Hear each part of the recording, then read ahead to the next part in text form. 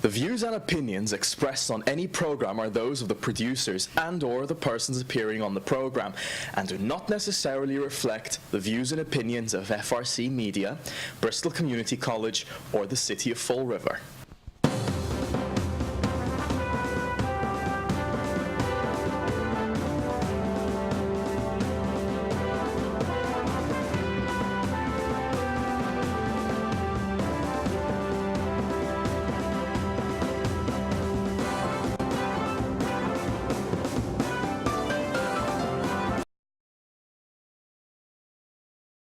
Welcome to Spindle City Straight Talk. I'm Chip. And I'm CJ. And it's Monday.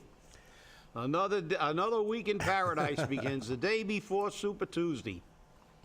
It's definitely going to be an interesting day tomorrow, and even the people are starting to get riled up.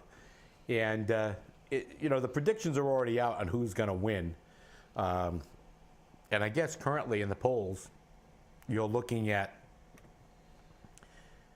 Trump coming in as the leader of the pack, which is not to be surprising, for sure. Yeah, it's not surprising, yeah. But on the Democratic side, this could be a make or break it for Bernie Sanders. And he has a lot of supporters, but again, what are they looking for, and how are they going to get it? And then again, the Democratic Party is all these super delegates anyhow, so yeah, we already know. Yeah, they basically already said they don't care if Sanders gets the nomination or not, he's not going to get it. Right, exactly. The super delegates are going to just take the... See, this is going to... the super delegates are all hoping that he gets blown away in Super Tuesday, which it looks like, because he's really not, for some reason, not resonating in the black community. I don't...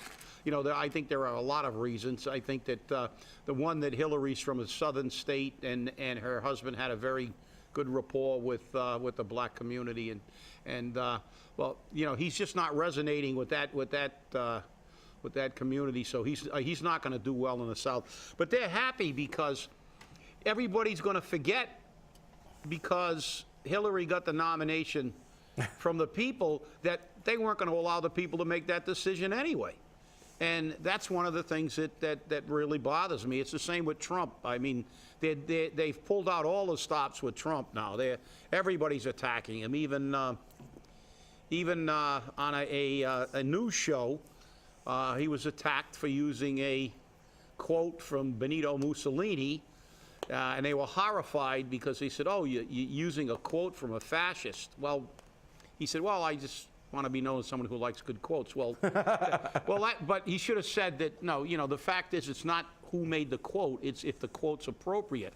And I actually looked it up on Goodreads just before the show began, and it is tagged that it is better to live one day as a lion than 100 years as a sheep.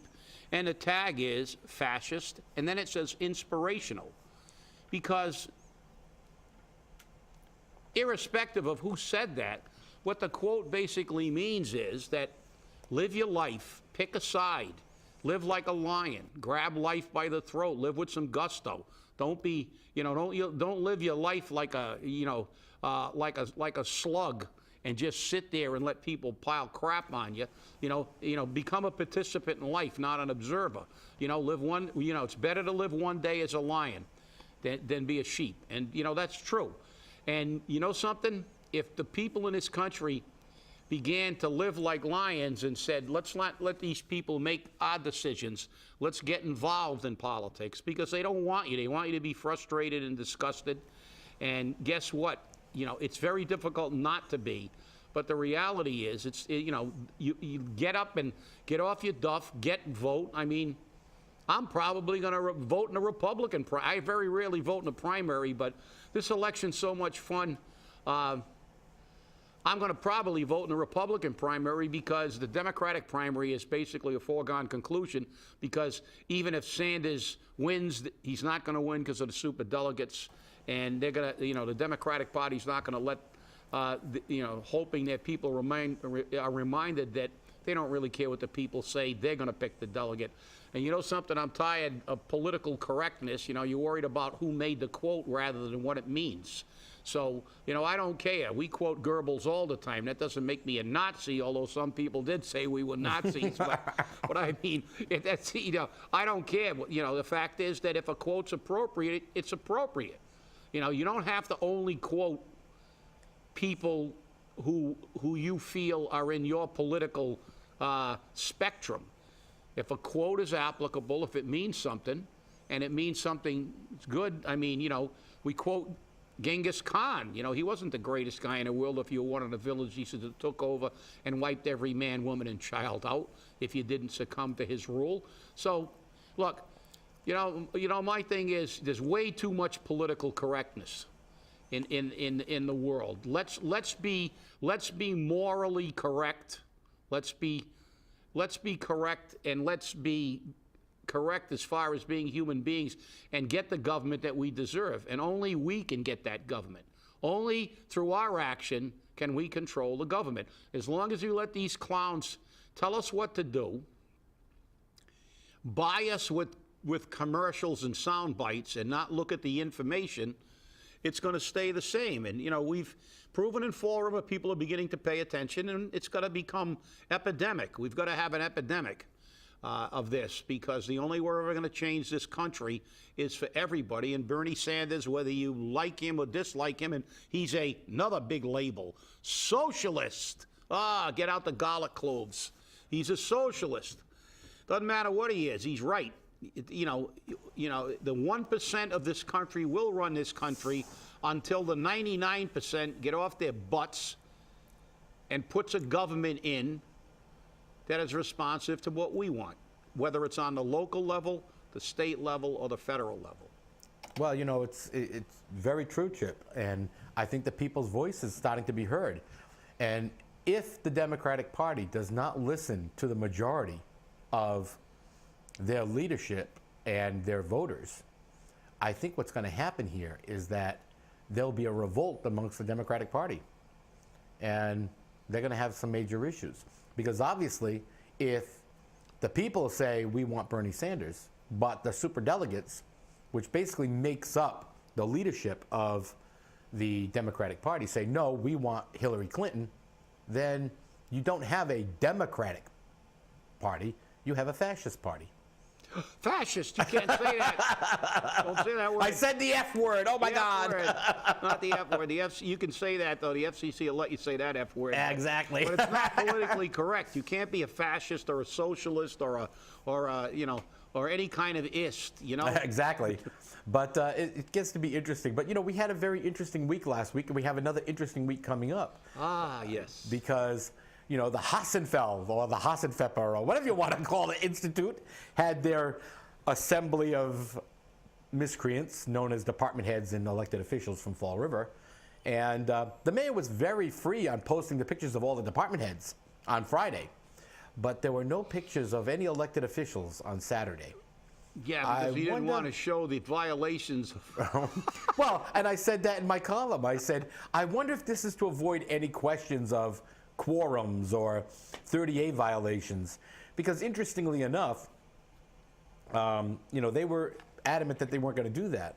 But when I spoke to the Hassenfield Institute, they said, oh no, this is closed, the public is not invited, and the media cannot come because all of our information is proprietary, and we cannot have that information leaked. What is this, a nuclear secret? I mean, is this a top secret I think it's a seminar on how to pretend to be a government when in fact you're a dictatorship. Yeah, that's what it's about. Yep. It's about getting these people together so again they can have another excuse for what they do. Well, we had a seminar and it's good for everybody to sit in a room and learn how to get along so we can all hold hands and make backroom deals and then justify it to say, if you have a different idea, you're negative and you're anti-Fall River, and they can put all the labels on you because heaven forbid that we have a different idea. And what happens is when everybody is on the same page, the page never turns. Right, and that's the key. That's the reason Fall River has gotten worse, not better, no matter what happened. We never learn. Nobody ever, there's always a majority of bobbleheads in our government that will nod their head and use that as an excuse. Oh, we can't fight with the man. Why not? Why not? The Republican Party fights with the Democratic Party. The legislative branch fights with the president. The Supreme Court fights with everybody. They make the final opinion. That's what this country was built upon, tripartite system. We have 3 checks and balances, although they don't really work. But it's about debate. You mean you actually want people to think? Well, we continue, we say... You want people to not have their own opinions? We say on this show, how many times to remind people that everybody talks about America and what America is. Well, when America was formed, there were nearly fist fights, duels, people almost got shot. And they did get shot. And they did get shot by the, British. But I mean, some of the most contentious debate that ever took place was when the Patriots, who would have been terrorists if we would have lost the war to England, when the Patriots were talking about leaving England and creating our own nation. I mean, there were people that called them traitors. They wanted them hung. They wanted to have duels. They almost had fights. And it was some of the most contentious debate in the world. But look what it ended up with. Look what it ended up being. It ended up being the freest nation in the world. And this is yeah, well, it's only free when we let the government make the government let us be free, but they let us think we're free. Paper, plastic, or green bags is our only real choice. And and we have to overthrow this idea that everybody has to agree. And the other thing is that everybody that's not an elected official is stupid, because that we're not. You got some information from a fairly reliable source that an elected commissioner, charter commissioner, actually said that the people don't know what they want. They're stupid. It's up to us to do. And in reality, before you start, because I know you're going to do this, and in reality, that nitwit is not doing anything because they hired an outside consultant to do their job. Yeah, $40,000 worth of an outside consultant. And the thing that gets me, and I haven't got a second confirmation on it, so I don't want to reveal the individual's name, but that attitude is pervasive amongst all our elected bodies, whether it be mayor, city council, school committee, Congress. The people don't know. We do. We set the government, not the people. That has been the attitude that has gotten us to the position that we're in today. And this is the big problem. I'm a highly intelligent individual. You're a highly intelligent individual. We know what we're talking about. Yet, when we bring them the facts and you put them on paper, and I'm going to call out, the city council at this point now, and you say, no, look, there is a standard. This is it. This is the NFPA 17 standard, revised in 2010. And it shows that Fall River needs to have a minimum manning of 5 firefighters on each engine. Well, it doesn't have any numbers. What am I going to do? Print it in billboard-sized numbers? And I wrote in my column this weekend that even the fire union is like, well, we have to get our membership to, approve of pushing this forward. Now, I can't think of any firefighter who wouldn't support a manning standard so that they're safe, so that they can fight fire efficiently. You would know, Chip, you've been there. And I know that the NFPA 1710 standard might be a little too broad for Fall River. But you know what? It's at least a point to start working from. Well, let me say something about the 1710. The 1710 is extremely accurate. It took years for that standard to be written. The International Association of Fire Chiefs also had to agree. It's not even as stringent as it should be. But the reality is they've done thousands and thousands of studies of 4-man crews versus 3-man crews versus 5-man crews. And the bottom line is a 3-man crew just isn't adequate. It's nowhere near as effective. And the minimum standard, as I said before, for staffing on an engine or a ladder truck or a rescue unit is four men. That's the minimum. And that is, and you saw it because you sent it to the city council, there's also a clarification. A 4-man crew is the recommended minimum staffing for a fire company responding to a single-family, 2-story, single-family house with no basement and no serious exposures or other issues. Now, you find me that house in Fall River. You find me, you may have a few 2-story single-family houses, but I don't think you can find one without a basement. And technically, by the NFPA definition, most of Fall River and their three deckers and their exposures create a high hazard area. And in reality, the minimum staffing is supposed to be 5. And I've been fighting that battle for years. I tried to get the 1710 standard in effect years ago. And the city didn't want to do it, because of the money. We did have a time when we could meet that standard, when I first got on the job. But then again, money always trumps public safety. The only time public safety becomes a talked about issue and staffing becomes a talked about issue is when we need money. Because the only time they worry about firefighters is when they want to use them as human shields to raise taxes. And that's what's innately wrong, and that's why an ordinance like this should be passed. We should remove fire and police from the political arena. They should not be used. If these idiots, and I'm saying idiots again, if they don't have the courage to make public safety a true priority and make it the first place we put our money, not the last place, and every time they create a ton of jobs and spend and waste a lot of money by rehiring the neighborhood liaison, another useless political position that will live in infamy forever, and all the assistants, and now we have a new grant writer who's a buddy, and they do all this stuff, and then budget time will come and they'll say, oh, Christ, we gotta, we're short, and if we don't get this tax, we have to get this tax raise, otherwise we'll lose fire and police.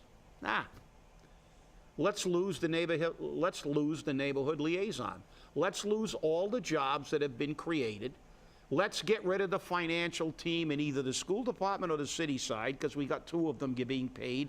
Now we're creating more. Let's get rid of all the redundancies. Let's get rid of all the fat. And let's make this city a lean, mean fighting machine. Let's put our money where it belongs, to services that are directed to the people. And let's let government be as small as possible.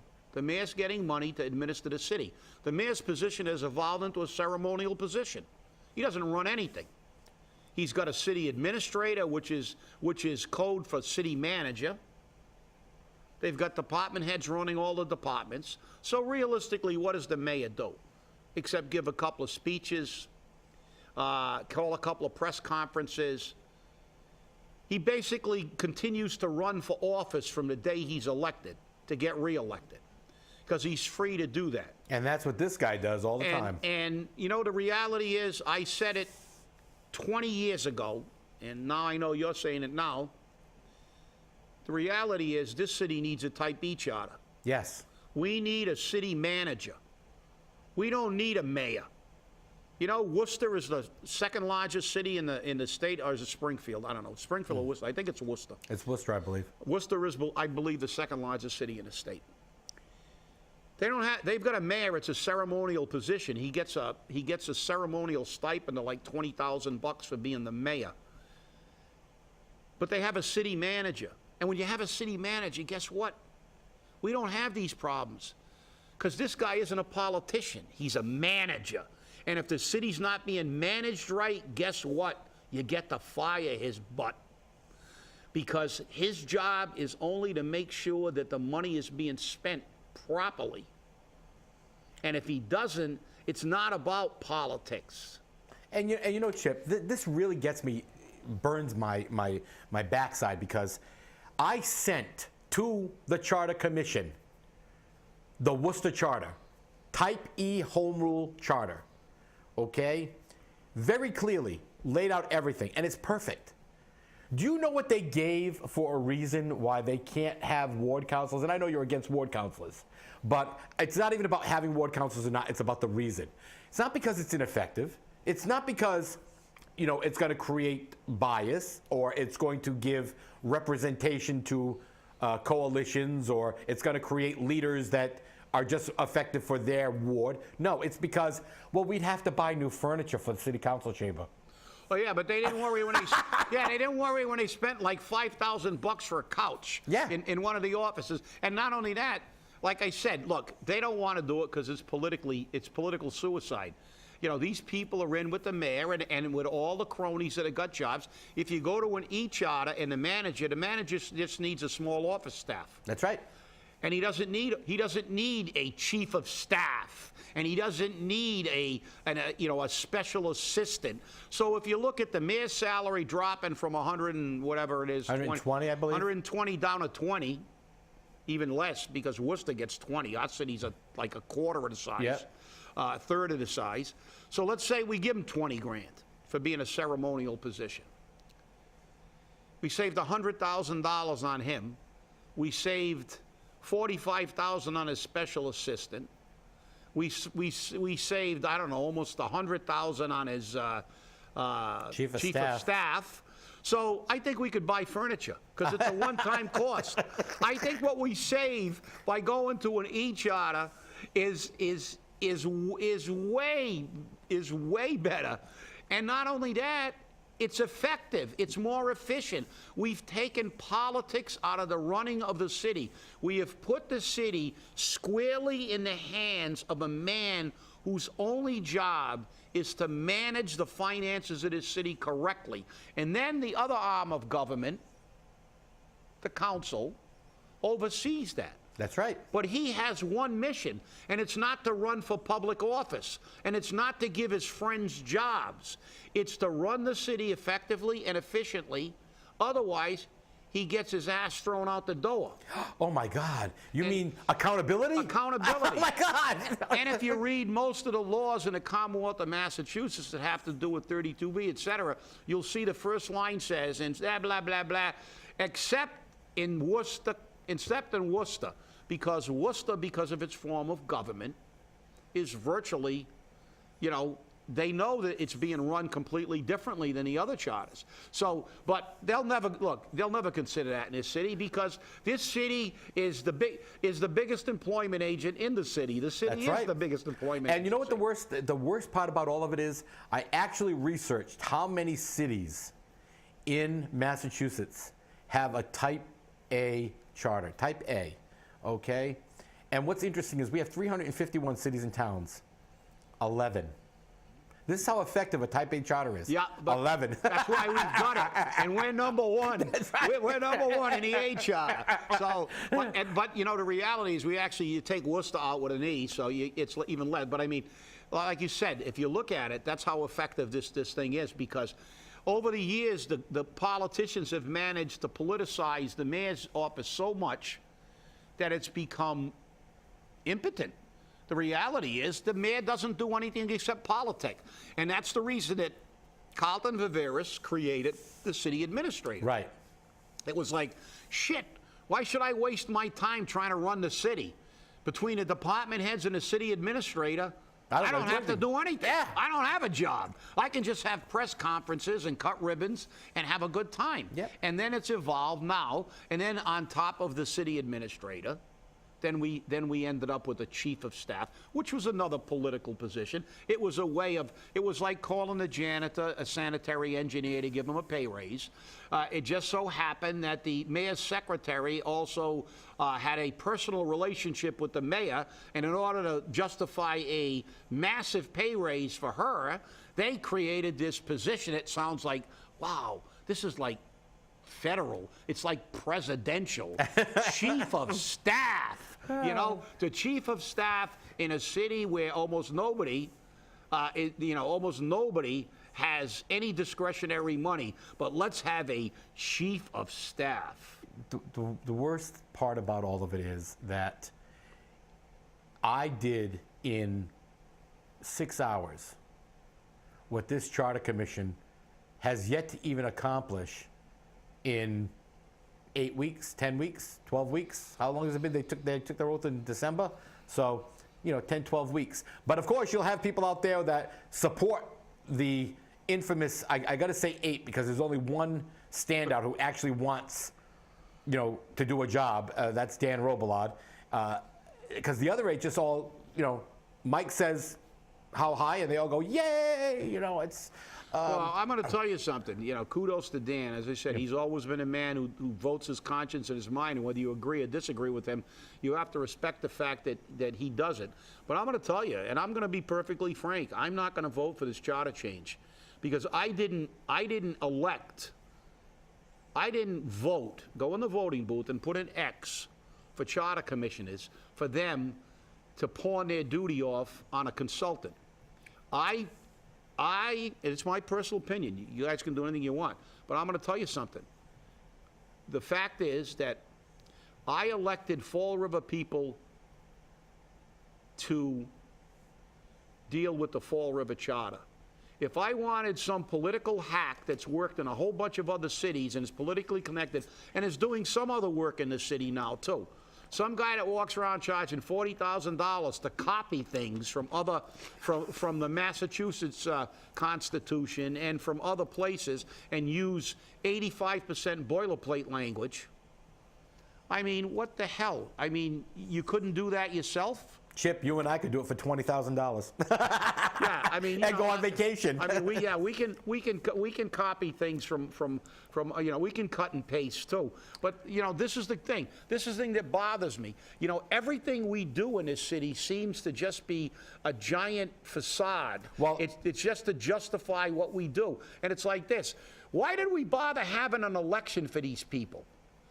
They didn't have elected city council, city charter commissioners in some of the cities. He said, why don't we just hire this clown, give him $40,000 and let him do the charter and not pretend that we're doing something? See, we're pretending that Fall River people are dealing with the Fall River Charter when this guy is dealing with the charter. Right. Well, and it's because it's required in the Mass General Law 43. And the funny part about it is this same gentleman and his organization is getting paid by the city to work out the details of what they call the Commonwealth Compact. And as you remember, earlier in last year, I attended several Commonwealth Compacts with various cities and towns. We're paying for it because, again, we're stupid. Because guess what? The Commonwealth has all the advisors necessary. That's what they do. But we're going to pay somebody to do it because we're too stupid to do it, to realize that all you got to do is call up Karen Polito's office and say, hey, we need somebody to help us down here write this thing. And she say, oh, yeah, no problem. We'll send somebody down right away. Really? So why are we paying this guy? He is reduplicating the services. Why? Because it's UMass Boston, and they need to get a revenue stream from somewhere. And who is in charge up at UMass Boston? Who was the king of studies and commissions? I wonder who that former mayor might be. Wow. No. Follow the money and follow the connections. And yet, isn't it a surprise? Nothing surprises me, that's for sure. Well, again, people, vote tomorrow, please. Even if if you've never voted, and I don't vote in very many primaries, but just because this election is so great, we've got so many people upset. Let's go out there and let's shake the trees. Definitely. Hey, have a great week, and we'll see you Wednesday. Stay Bye-bye. angry. Stay angry.